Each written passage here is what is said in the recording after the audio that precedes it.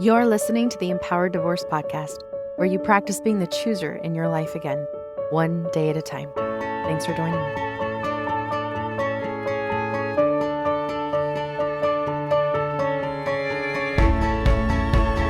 Hello, my amazing, beautiful listeners. Welcome and thank you for joining me today. I'm excited to share this episode with you. I have an amazing guest with me, Christina McGhee, who is an internationally recognized divorce parenting expert, speaker, author of the critically acclaimed book, Parenting Apart: How Separated and Divorced Parents Can Raise Happy and Secure Kids.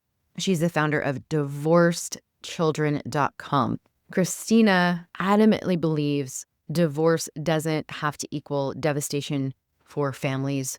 And while it is undeniably hard to go through divorce, with the right kind of information and support, she feels that parents have the ability to be the child's absolute best resource when the family does change. Now, currently, she maintains a select coaching practice that allows her to work with parents all over the world. Christina and her husband live outside of Houston, Texas, so she is a fellow Texan.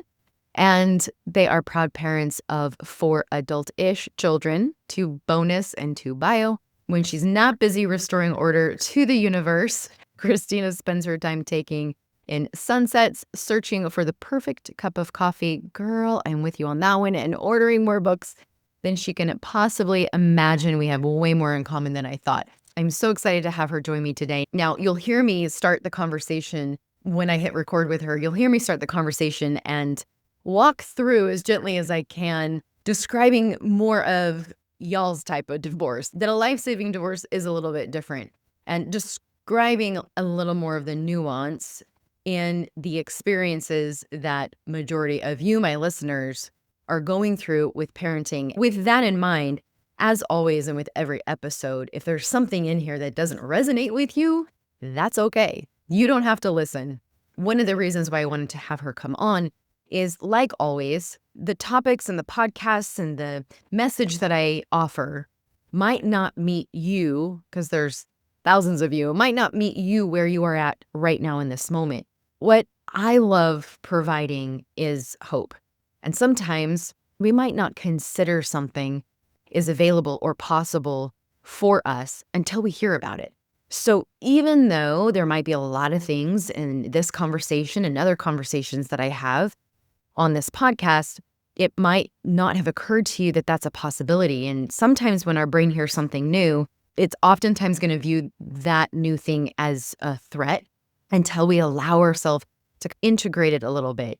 Lean in. Well, what if? What if that is possible? How would I make that happen? This particular conversation is one of those that you might need to check in with yourself and ask that question. If something that we discuss feels like, oh, hell no, that's not possible, try to slow down enough and get curious enough to ask yourself, but what if it was, and what would that look like?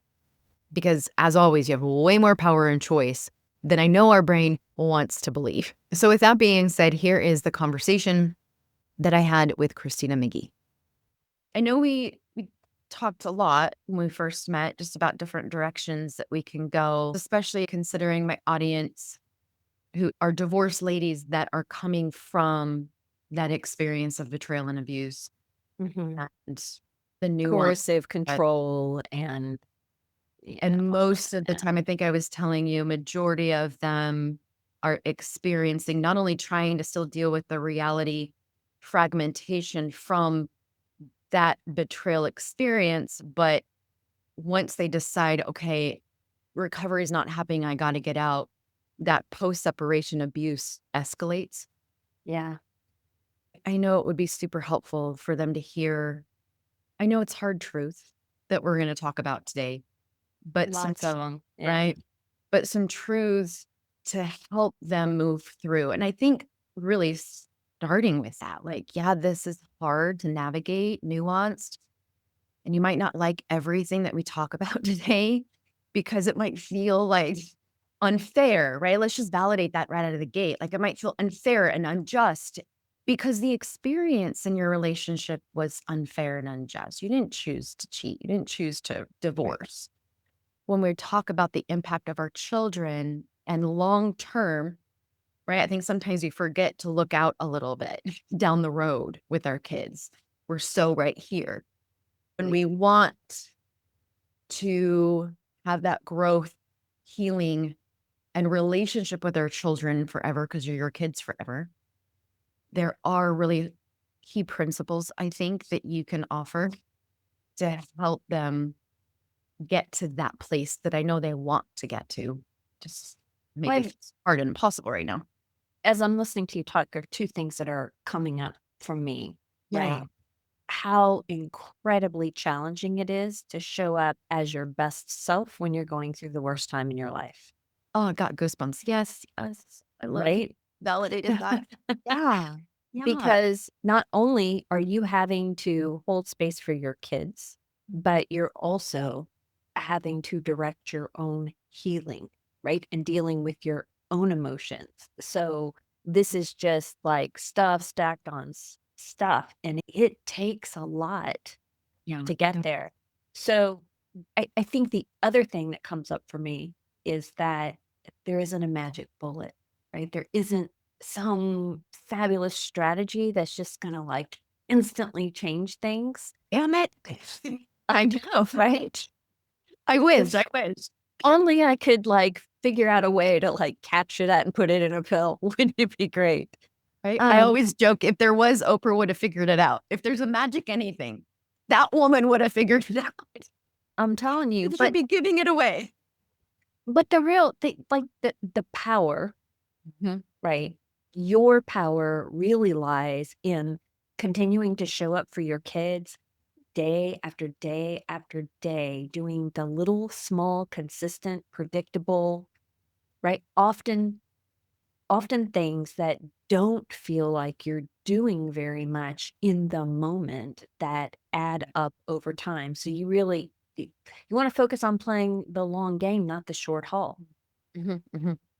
No, I love that you're saying that. It's actually really timely. I was just talking with a client like a couple hours ago about this, and the temporary orders just got put into place. And so now all children, she had an infant, and now they're including the infant in the needing to go, all kids go with dad. And there's a massive amount of grief, right? Of losing because there was one to hold on to. Now all of them are going. And so just what you're saying there really resonates with it felt very overwhelming and can't even wrap my head around this kind of loss and all of the emotions. But what's one small thing, like you're saying, that we're Yeah. doing? And so I want to give a couple examples to help illustrate what you're teaching here. So what she came up with was, oh, well, I got up and I made myself a cup of coffee. That felt really hard, but I did it. Yes. Yes. And I made my kids muffins and packed their lunch. Yes, yes. Like those things that I think sometimes we overlook as really important and big right now Hmm. when you're trying to hold yourself together. Yes. Yes. And it is those, I mean, you are inching your way towards healing for yourself and your kids. And every positive action, right, builds that momentum. Yes. And you are going to have setbacks. There will be days when God, it feels impossible. And that's temporary, right? That's one bad day. It doesn't have to define the next day or the week or the month or the year or what kind of parent you are. It's a moment, right? Mhm. And there will be another one tomorrow where you have. So I guess the underlying message that I want every person to hear is be gracious with yourself. We all have those moments as parents, regardless of whether you've been betrayed or you're married or Right? divorced right? Yeah. Nobody does it perfectly 100% of the time. And so when you do mess up, look at it as that, oh, okay, this did not happen the way I planned or the way I wanted, or I didn't show up in this moment as Right? my best self. And so, what did I learn? Yeah. Yeah. And how do I use that to move myself forward? Mhm. Mhm. Well, Hard. because the power is in the repair. Is they mess up, fess up, and then repair it. And that is where the real energy of healing happens. It's if we ignore the injury that we realize, it's like when I was raising my kids and they were all little, I'd put them all to bed and then I would cry because I would replay the day and be like, oh, I messed up there. Oh, I messed up there. Because they look so Yeah. sweet and happy and then tucked into bed and you're feeling the love feelings again. You're not frustrated about the 3-year-old that pulled the whole pantry out and you yell at the kid, but you put them to bed and they look so cute. And you're like, oh, I shouldn't have. Right? So I get there's so much of that that happens, like you said, just in parenting in general, but it doesn't have to end there. And Right. so let's bring in very real examples. And I'd love to hear some things that you maybe see in your practice happen here, but like real examples of this experience where, let's say, here's one I hear a lot. Kids come back from other said parent's house, and they come back very dysregulated Yeah. emotionally, very volatile, non-compliant, all the things. Yeah, you're smiling. I'm like, yes, Yeah. exactly what I'm talking about. So, can you give some advice on how we can best handle those situations? So I think top tier, think about how this feels for your kids, right? Kids are often feeling like they're literally transitioning between two complete entire worlds. Oh, yeah. Yeah. Jet lag. Especially, Like they just flew from Japan. yes. And they were speaking a different language and they a different type of etiquette and different food and different, I mean, and my colleague, Ellen Bruno, once said that it's not that kids are just transitioning homes. Many kids feel like they're transitioning identities. Like they Oh, literally have to be another person in that other home, especially when you're talking about these more complicated dynamics that many this makes parents are sense having to with deal with. attachment theory. This makes sense with attachment theory. Yeah, you're 100% Yes. correct. Yes, because if kids have a choice between being authentic, saying what they feel, they think, behaving as they do without restriction, Mhm. or attachment, they're always going to choose attachment. Always. Yep. Yeah. And so when your kids are coming back from the other parent's house, they are reeling, and many kids don't have time to shift gears. Right. Yeah. First of all, we've missed them. So what did you do? How are you doing? We're like checking them out, making sure that they're What'd you do? How'd okay. it happen? Yeah. Was Oh my anybody else goodness. there? I mean, there's Yes. into the list of questions, right? Oh, I drilled mine. I drilled them. Yeah. Yeah. And kids are just like, "Ooh," like that's a lot to take in a very short amount of time. And so if you wanna do your kids a favor and bring things down, is first check the emotional tone of your home, right? So when they're crossing that threshold, how are you setting the tone? Can you dial it back? Can you make it relaxed, inviting? I sometimes recommend to parents to create a transition ritual. And that Mhm. means pick something that you will do with your kids for like 10, 15, 20 minutes that matches up with their personality, Mhm. their energy level. So Can you for give like, some ideas of this? Because I sure. teach this too, and it's actually really, really valuable.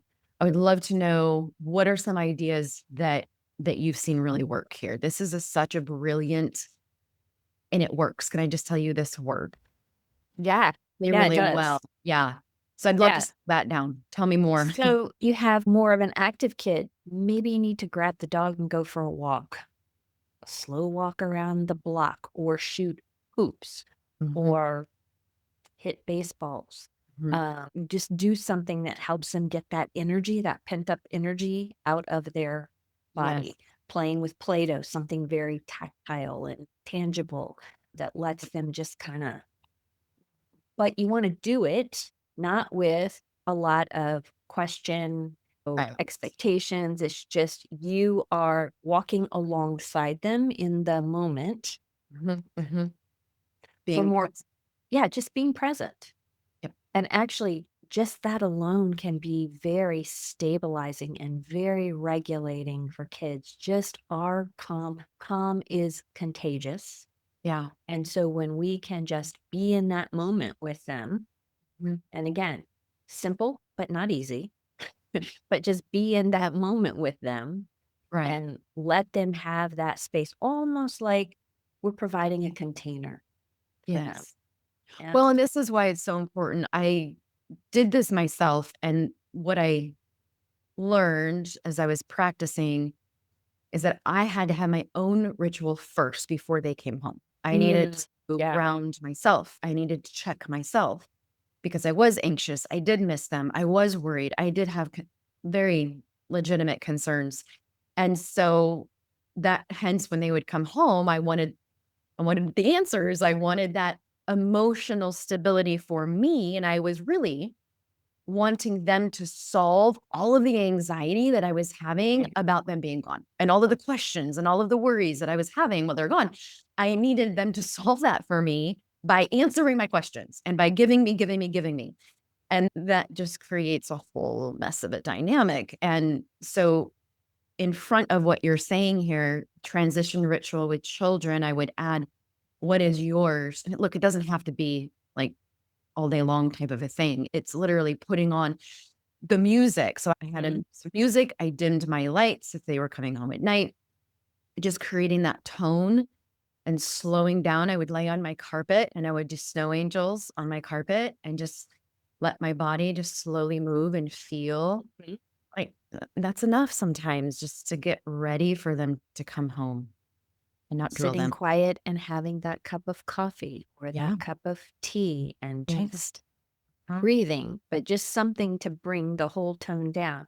And then if Yeah. you have a kid that's more quiet, more reflective, more internal, right? Yeah. Maybe you sit and color or you put a puzzle together without I like that lots of one. conversation or stack blocks or I mean so there's so many things you could do, and then once they have that space, then you can move into kind of walking them through what the rest of the evening or afternoon is going to look like. Oh, okay, Right. so Right. after we get done with the Legos, then we're going to go have some dinner, Yeah.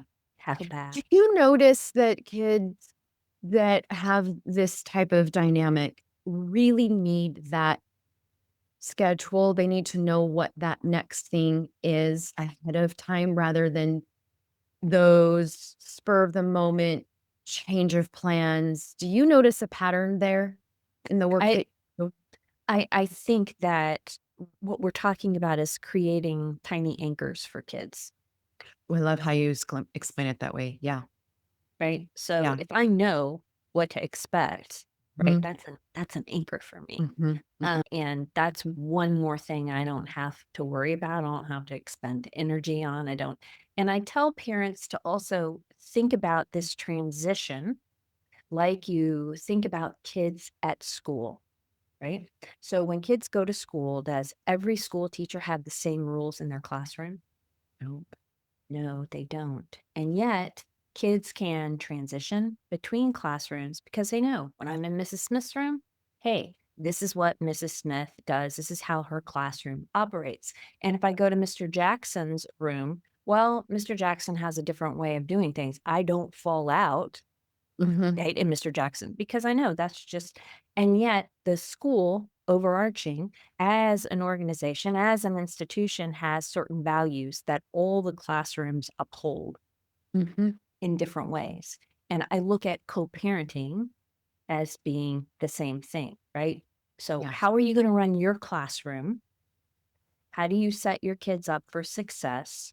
Mhm. Right? If you can't agree on the nitty gritty, what are the overarching values that you can agree on? Right? Most Right. parents can agree. They want their kids to feel loved. They want them to be respectful. They want them to have a good education. They want them to be safe. And how each of you supports those values Mhm. might look a little bit different. Yeah. No, I think that's a really good idea, and for example, with my stepchildren, when they were really little, we had a calendar, and Mhm.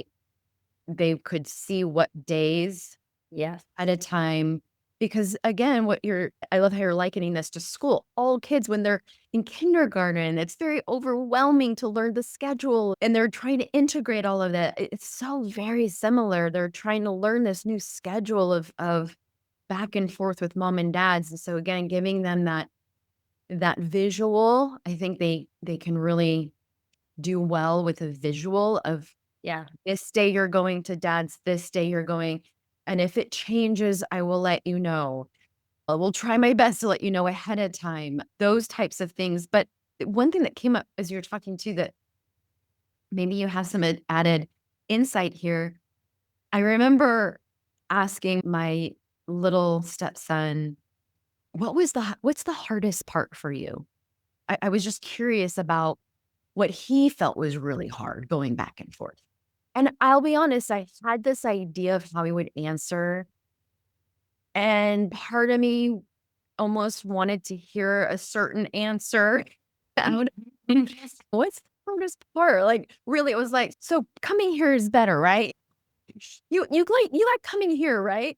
I will be real. I was maybe fishing, but what it taught me was I don't know anything unless I ask. So his answer was, well, the hardest part is getting my backpack up into dad's truck. And I was like, oh, really? That's the hardest thing for you? In his little world at that time, yeah, Yeah. that was the hardest. So here's my point. Sometimes I think, myself included, assume, Mhm. right, that our children are having this horrible, horrific, difficult, challenging, all the things time around something with this divorce, back and forth parenting schedule. And maybe we're not quite right about. So how do you know if you don't also just get curious and ask? Well, curiosity is right at the top of my list, right? No. Okay, How tell me can more. we when things kick off with kids Yeah. in a number of different ways, not just when they're like upset, there's a misunderstanding or they seem to be struggling, instead of jumping in and assuming I'm going to fix this, right? We just sit with it and get curious. And Yeah. instead of saying, why are you so upset right now? What about What about this situation doesn't feel okay for you? What's the most upsetting thing? What's the hardest thing? Because why puts everybody on the defensive? But what really opens up a conversation? For example, I had a dad I was coaching, and he was sharing with me how hard he was trying, right, to support his daughter. His co-parenting situation was he was co-parenting with a mom who struggled with mental health issues, who would frequently put the kids in the middle, who had just very significant issues and was very conflictual. And when his daughter was with him, she was sharing with him how sometimes she worries about mom, and he said, "Why are you worried about mom?" And she Mm, goes, "Yeah, I I don't know." And that like the conversation was over, right? mm, mm, And so I said, "So you can circle back to her and say, I was thinking about the conversation we had and how you shared with me you were worried about mom. I'm wondering, what are you worried about? What's got you worried about mom?" It's a completely different reframing that's opening up the door saying, I'm leaning in, mhm, I'm listening, mhm. I see right? you. I hear you. Exactly. Uh-huh. Yeah. And then you have a chance to step in with validation and say, "Oh wow, that sounds really hard. Gosh, I get that. Yeah. That makes sense to me." Right? Mhm, Can you tell me more? Help me understand. Right? What might make it a little bit easier for you when you're mhm. worried about mom? Is there anything I can do to Yeah. support you when you're feeling worried about mom? Like how can we you want to get on the same side of the problem with your kids. Yes, instead of, like you said, trying to fix or pose or make meaning of, or what I see happen sometimes is because, like we were talking about at the beginning, a lot of the messy the messiness of betrayal and coming out of that kind of relationship, we're still trying to figure our own stuff out in that relationship.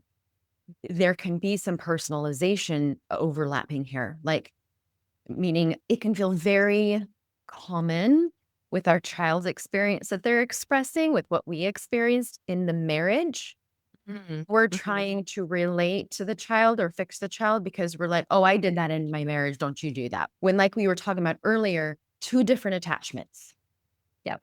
Right. And so I love what you said right there, getting on the same page because their experience with dad is not the same as yours with the dad.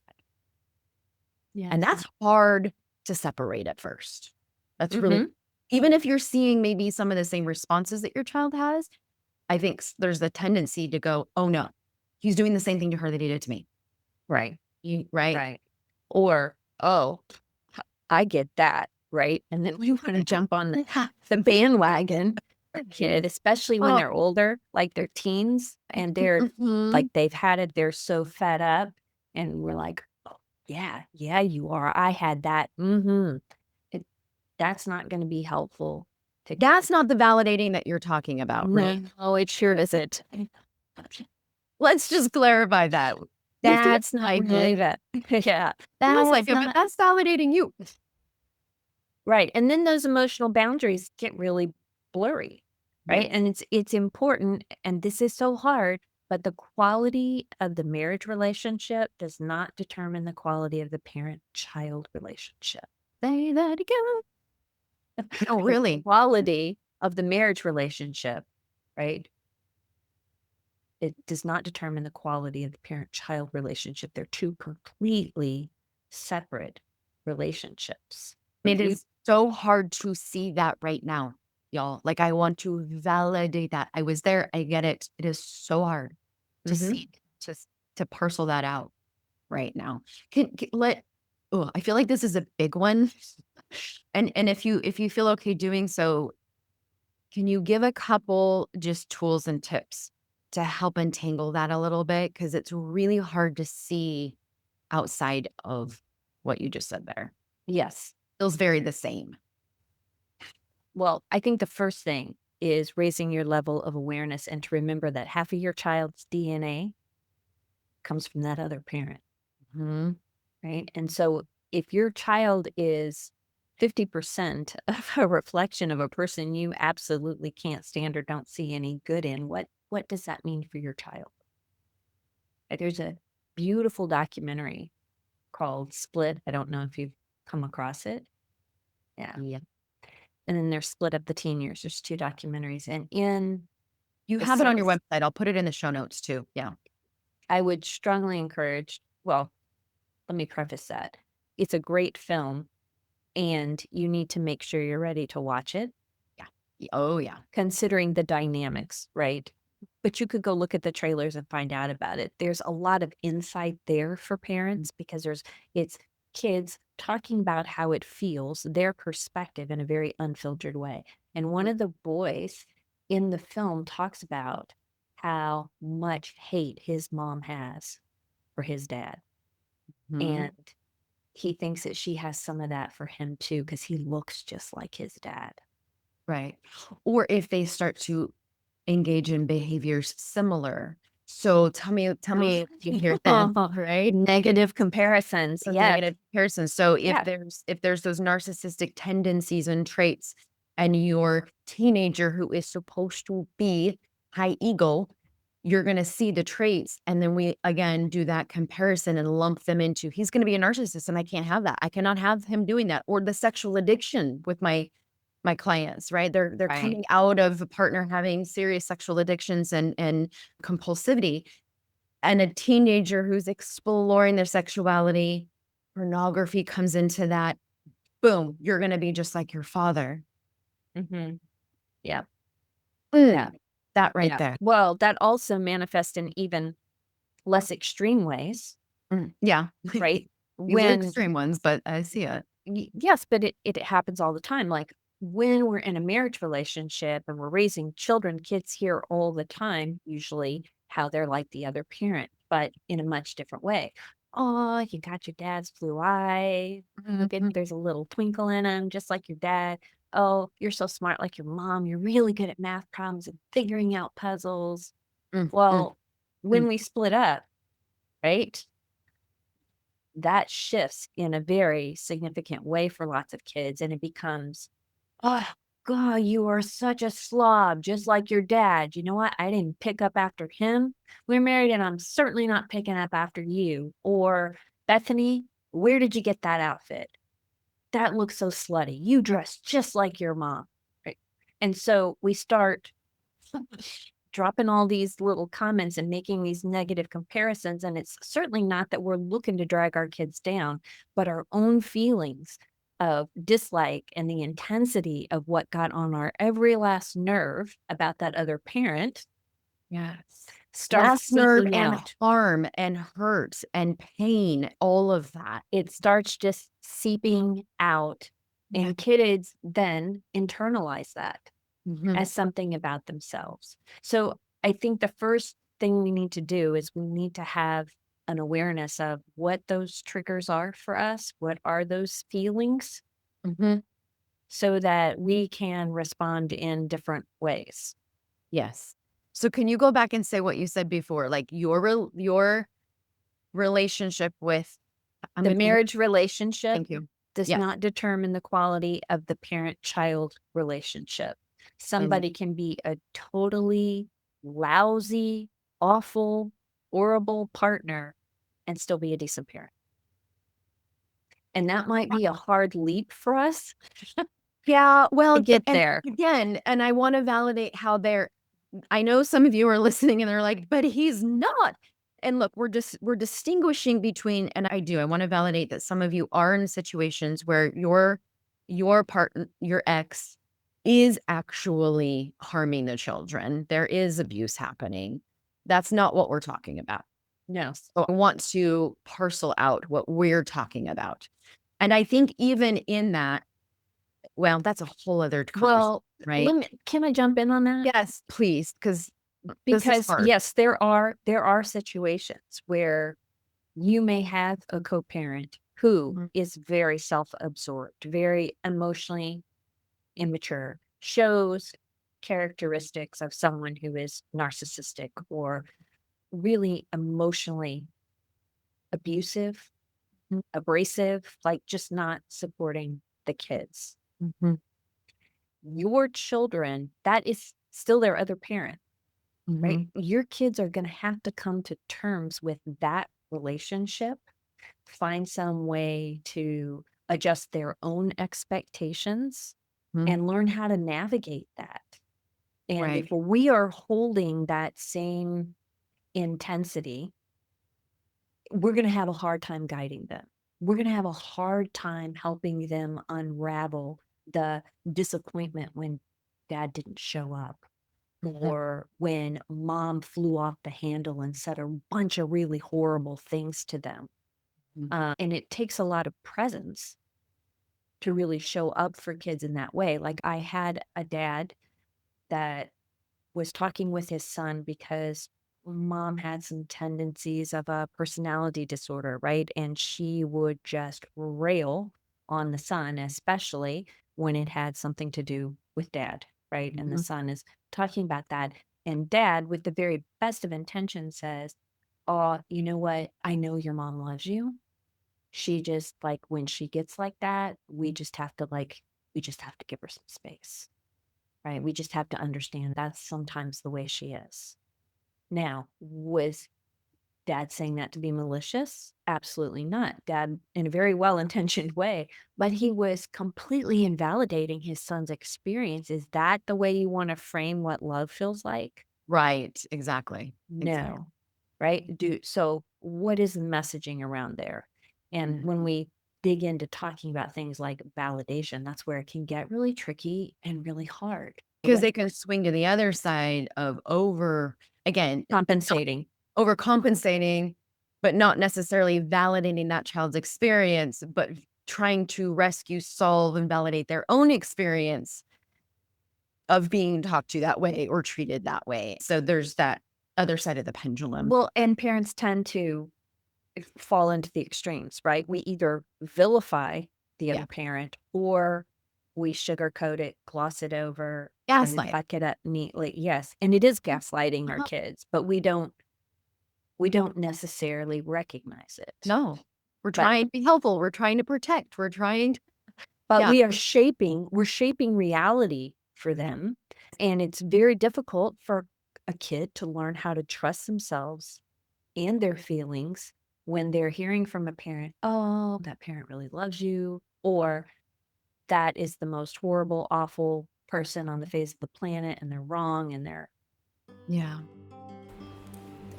Hey everyone, a quick break to invite you all to something incredibly awesome this summer. If your body is just exhausted from carrying so much for so long and dealing with all of this parenting stuff, I want to personally invite you to join me in Costa Rica for Rise, Renew, and Restore, a somatic healing retreat through Choose Recovery Services. I will be there with my dear friends and colleagues, Alana Gordon and Hallie Roderick, and together we're going to guide you through breathwork, body-based healing, deep rest, connection, fun, other women who get it. This retreat is created specifically for women healing from betrayal, and you will be held with an incredible amount of care and experience. Spots are limited, so hold your spot now. Payment plans are available, so you have plenty of time to plan for this incredible event to spend a week with me in Costa Rica. To learn more, go to Choose Recovery website or the link in the show notes. I would love to see you there. All right, back to the episode. Parents have a really difficult job. It is walking a very fine line. Sometimes it feels like a really complicated balancing act. No, it is, again, so complicated. I'm going to repeat what you said at the very beginning, which I'm so glad that you did. You mentioned grace. Yes. And I'm just going to insert that into the conversation right now. If this is feeling like, oh, shit, I messed that up. Oh, shit, I'm not doing that. Whatever is coming up for you, just insert now grace. It is so complicated and so tricky.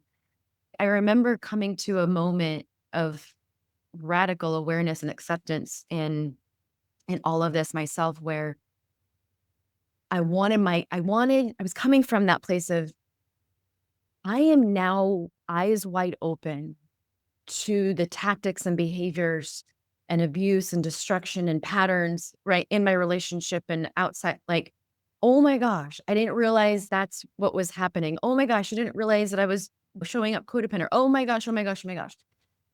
It took me 18, 19 years to recognize that. And what I'm doing now is wanting my 16-year-old and my 15-year-old and my 7-year-old, like, to get it. Because I In just 19 seconds. in 19 seconds, I want you to get it, and I want you to understand it, because I don't want you to get into the same relationship. So I'm gonna boom, boom, boom, boom, right? Teach and show and tell you all the things. And the biggest aha was, oh, they have to get it. Just like I couldn't make my husband at the time get it to save the marriage, to save the relationship. I couldn't make him get Mhm. it. I'm not Right. going to make my kids get it. They have to be able to understand, learn. And the best way that they can do that is if I step out of that side of the street with them, where I want to rescue and jump in, and hold my space on my side.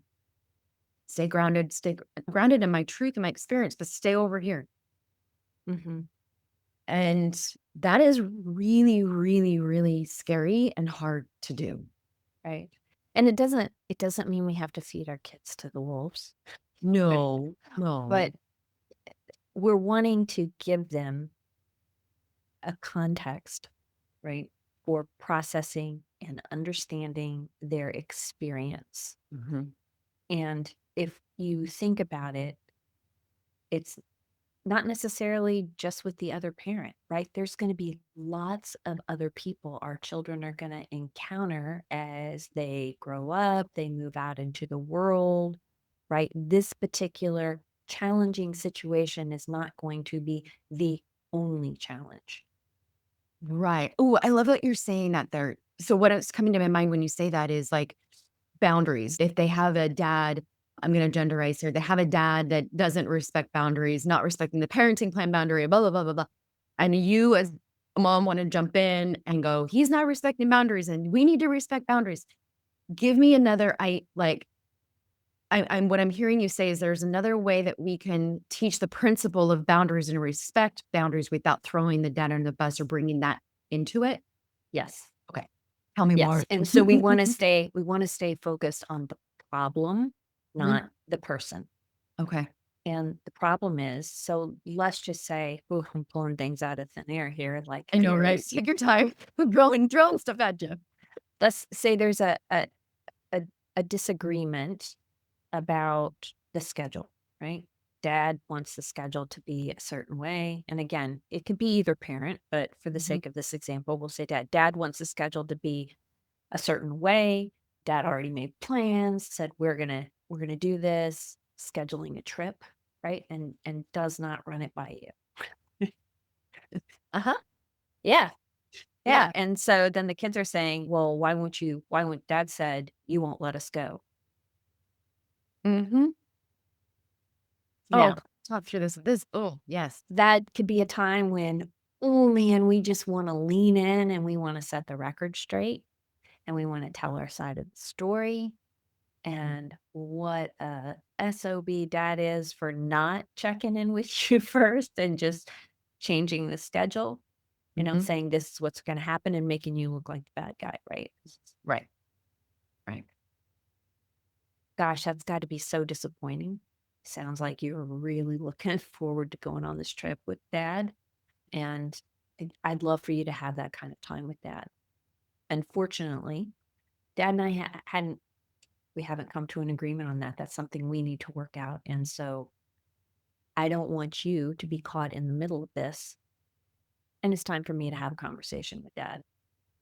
Right. At any given point, there can also be situations where you have a parent that shares more information than you want your kids to have, or they're trash talking you or saying really horrible things and encouraging kids not to listen to you, not to respect you. Again, you deal with the problem, not the person, right? You really want to set a framework for not drawing kids in further, right? Because when we jump in, so let's say that dad says something super nasty about you, there's not one grain of truth in there anywhere. And you can jump in and you can set the record. Let me tell you about my side of the story. And yeah, defend. Right? Defend. We could unpack all that, or you could just say, gosh, I'm so sorry you had to hear that. That sounds really tough. What do you think about what dad said? This is so important what you're saying here, how you're shifting, you're neutralizing, first of all, and to your point, staying with the issue, not the person, which brings a level of brings the energy down, neutralize it a little bit.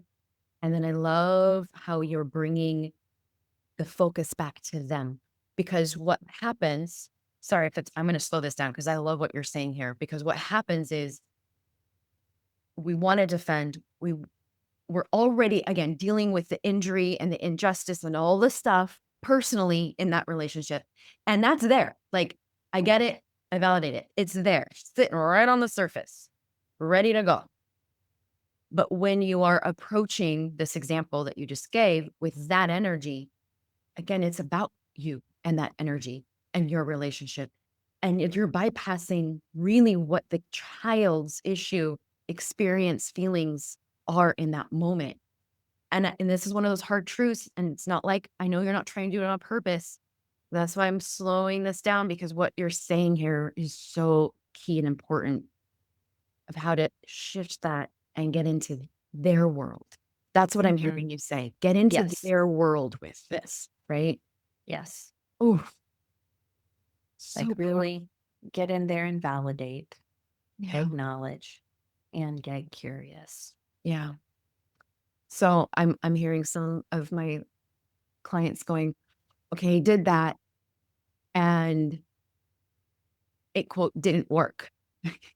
They are mad at me still that I'm not letting them go on the trip. They're now arguing with me and pushing back, and it didn't work.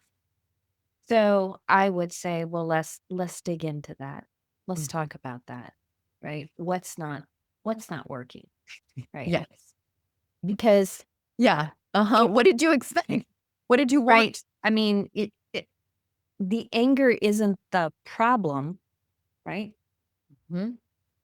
I'd be pretty angry if somebody told me I could go to an all expense paid trip to Hawaii and then all of a sudden it was like, no, you're not. Mhm. Mhm. I'd be Mhm. pretty upset. That makes sense to me. Gosh, I can tell you're still pretty upset with me because you feel like I took that trip away. I get that. Mhm.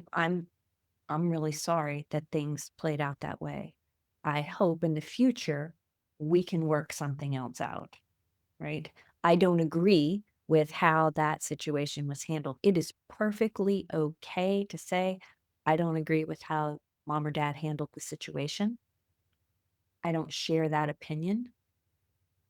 We could have handled this differently.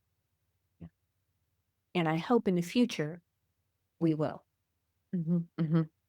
But I really I love think the when our line kids in there. feel those big emotions, we like it rattles us. Let's just be Yes, honest that's what about I it. mean. Like, that's where it's like something, it went wrong. It's not working because of those emotions. And again, we're trying to solve for their emotion in this whole experience.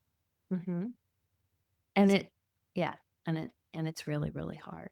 It's hard being a parent. It's hard when your kids are angry with you or laying in their bed at night crying, or they're super disappointed because the bottom fell out for them, or their parent has done something that really was wounding for them, Mhm. right? And as a parent, I think one of the hardest jobs we have, and I spend a lot of time saying this, is Mhm. sitting back and watching our kids hurt Oh, and struggle. So whether they're 3 or 33, it is absolutely never, ever easy. ever. And I have adult children, and it's never easy.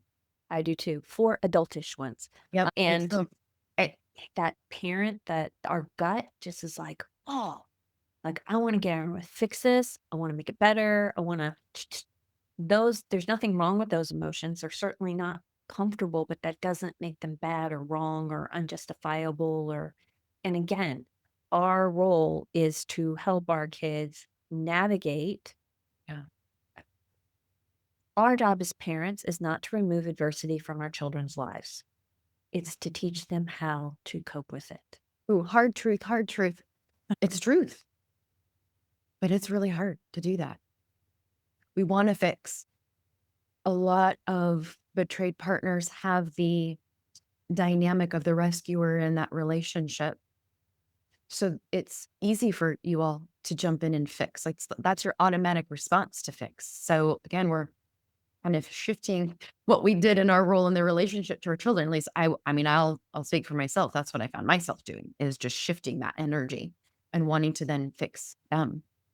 It's very real, but what you said is a hard truth, but it's truth. Right.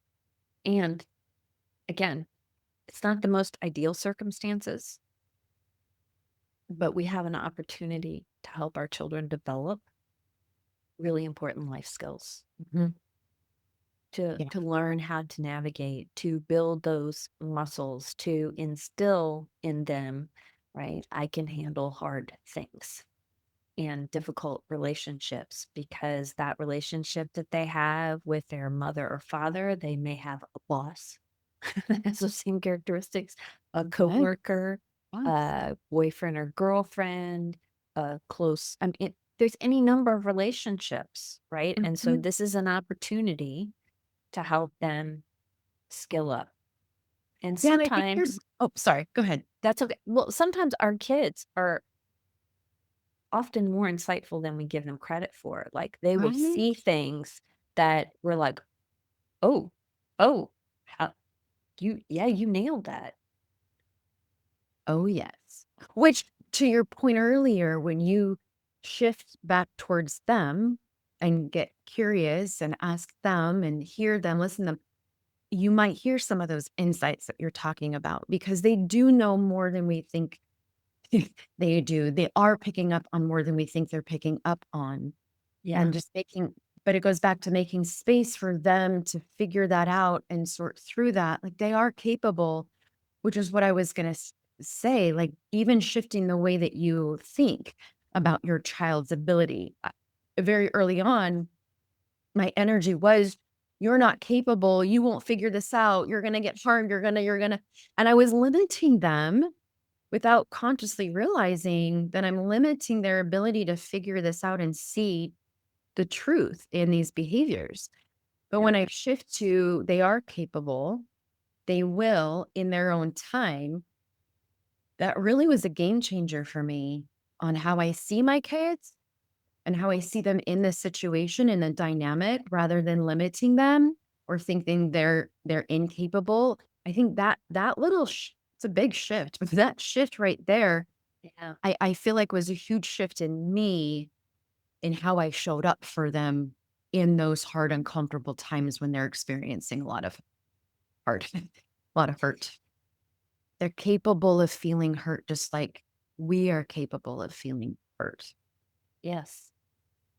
And there will be disappointments, and there will be challenge, and there will be discomfort Yes. and uncertainty and things that happen in their lives that they can't change, fix, or control. And the next option then is, all right, so if you can't fix or change it or control it, then what? How do we learn to cope with it? Yeah. So as we one more question before we wrap up. And I think I said this to you when we were doing our little meet and greet. The time went by so Hmm. fast. Not too forever. And I looked over at my clock and I was like, holy, okay. That went by so fast. Such a beautiful, important, awesome conversation. One question that just came to my mind that I would love your answer to, and I think it's gonna what you just said there is gonna be the answer. But with the situation around kids not wanting, resisting going with the other parent for that parenting time. Hmm. I don't want to go. I don't want to go to dad's house. I don't want to have dad pick me up. How do you coach around those situations? I would say first, if your kids woke up one morning and go, I don't want to go to school, I'm just not going anymore. I'm done. Like, would your answer be, oh, okay, we'll take you right out. I'll go sign you out of school this morning. We're just not going to go. Right. So, our role is to be supportive of our children having a meaningful relationship with their other parent. And if kids are resisting, then for me, I would want to get curious about what's not working for them. Can you tell me more? What's hard? What's hard about going to dad's or going to mom's? You may find out that mom spends more time fawning over her boyfriend than she does actually spending time with the kids, and they don't feel connected.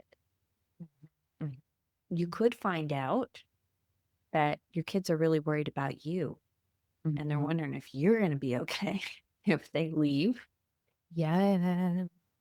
There could be, and again, we could jump in and say, I'm just going to take that away. I'm going to remove that hard thing. Or I can dig in, get curious, understand that the top level thing your kids are telling you is usually not the issue. There's something underneath that. And if we don't peel back, right, get curious, keep asking questions, we won't discover what's at the core. So we need to get curious, ask some questions, find out some more information, Yeah. and then move into, once we feel like we have an understanding, how can we tackle this problem? Mhm. How can we tackle this? What might be some options? What might make going to dad's like 1% better Yeah. or 10% better? Is there anything that we could do together that would make that a little bit better for you? Mhm. Yeah, and I hear some of those kids might be like, "Well, the option is I don't go." And they're gonna give the out of their controllable answer sometimes. Mhm. But I love what you were saying before because I think this principle matters, and this is where you can teach the principle of what is in your control bubble and what isn't.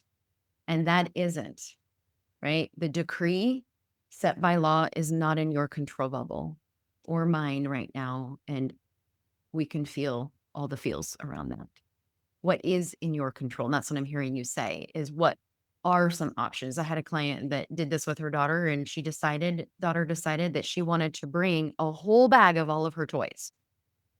Great, great. Mom's like, I'm probably not going to get those back, but this Right? day, right? We're going to do Okay, it that one later. you may be right. You may You be may be right. 100% right about that. And And if it were any other situation, how would you respond? Mhm. Right? There are a lot of times and I would encourage parents not to play the, well, you have to because the judge said so card. That just adds to the level of frustration and feeling out of control, right? For kids, that doesn't help. It's tempting to want to lean into, well, have to. To me, that's not a helpful message. I think the message is, and I want to be so super clear about this. I am not talking about situations where there is a safety risk for children. I was going to say, yeah. Mm-mm. Safety above and beyond everything else has to be the top priority. That has to be the highest. And I'm talking about, Thank you yes, for, there may be a level of high conflict. Yes, you may not have a cooperative co-parent. Yes, they may be a total 100% jerk, Mhm. but you Spewing all kinds of shit about you. Yes. but the kids are not unsafe, right? And the truth is sometimes kids may have some justifiable reasons for not wanting to spend time with the other parent. Like if the other parent is spewing a lot of toxic, critical, nasty comments, constantly railing on the other parent, Right. kids are like, I don't want to be around that. And yet they may have to spend time with that parent because there is a time sharing arrangement.